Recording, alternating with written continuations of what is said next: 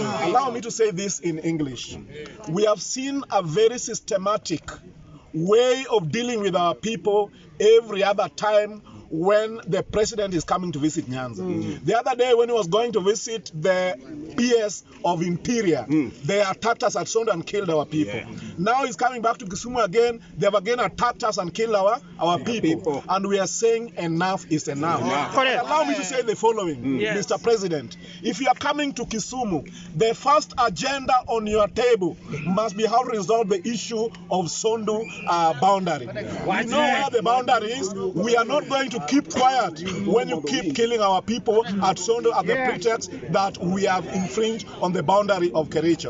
Now, secondly, we know that you're going to go to Moroni. When you go to Moroni, let us know the fate of the farmers who have been supplying sugarcane and have not been paid for all this time. Let us know the fate of those who are working in those factories who have not been paid their salaries and their deductions to NSSF, NHIF, and all the other things. We also want to know the fate of the special economic zone.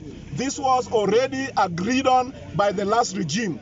You have not allocated any money to be able to do the special economic zone. That is the only project that will transform the economy of Kisumu. We also want to know the fate of Korusoin multipurpose dam, which was already budgeted for, and your government withdrew the budget.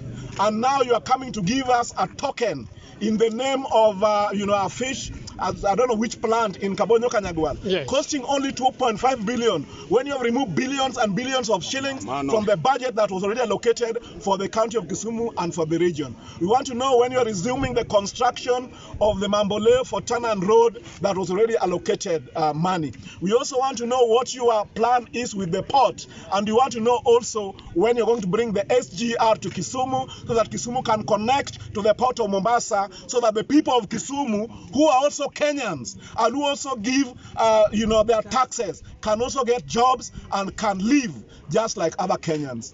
And finally, Mr. President, we are tired.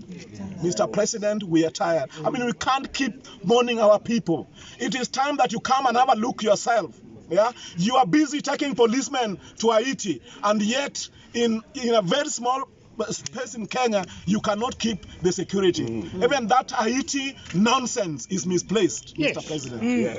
Correct. Thank you.